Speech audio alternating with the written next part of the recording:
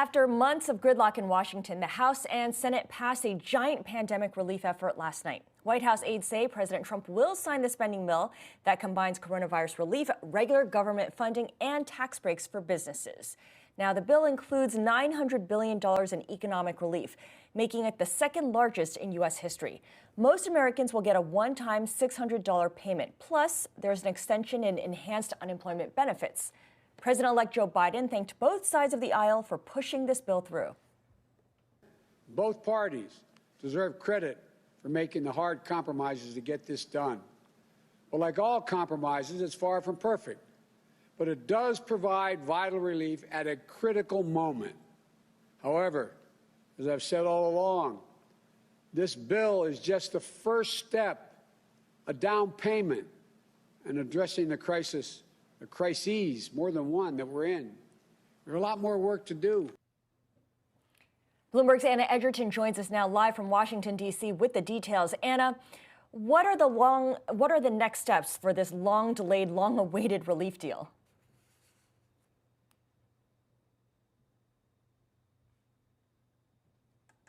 Anna, do we have you? Looks like we don't have Anna. Technical problems. Nevertheless, we hear, Renita, that President Trump has until December 28th to sign this bill into law. And at some point he will do that, but he's got some time to look over the 6,000 pages of text. I don't know if he will actually look it over, but he has that option. Only time will tell if he'll actually push it up right up until the limit, right up until the time, or if he will do this sooner.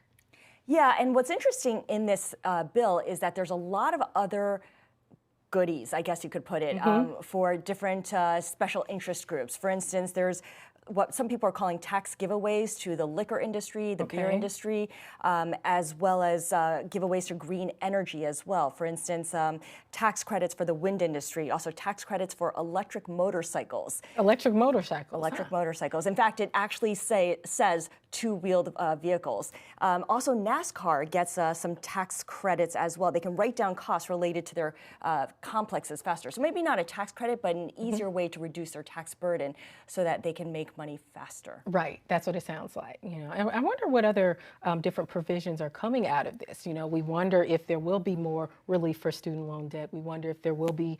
We know that there are already additional unemployment benefits that will be extended, but small businesses, we know that was a huge sticking point as well. So we are going to continue to dig into this so that we can know more and we can make sure you guys are updated. And you've been talking a lot to restaurant owners and how much pain they're in. One thing that this bill doesn't carve out is any relief for restaurant owners specifically or bar owners.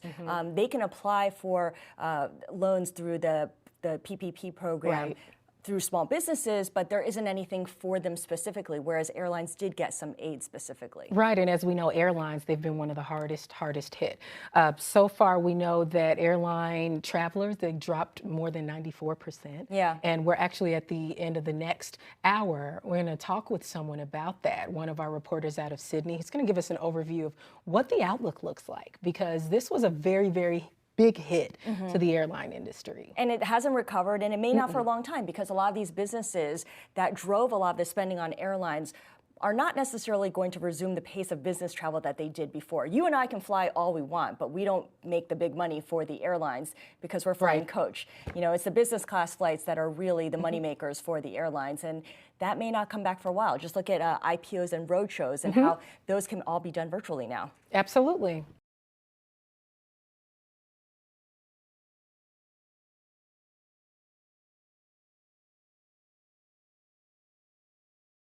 The biggest stories the moment they happen from around the globe. Subscribe to Bloomberg Quick Take now for insight in an instant.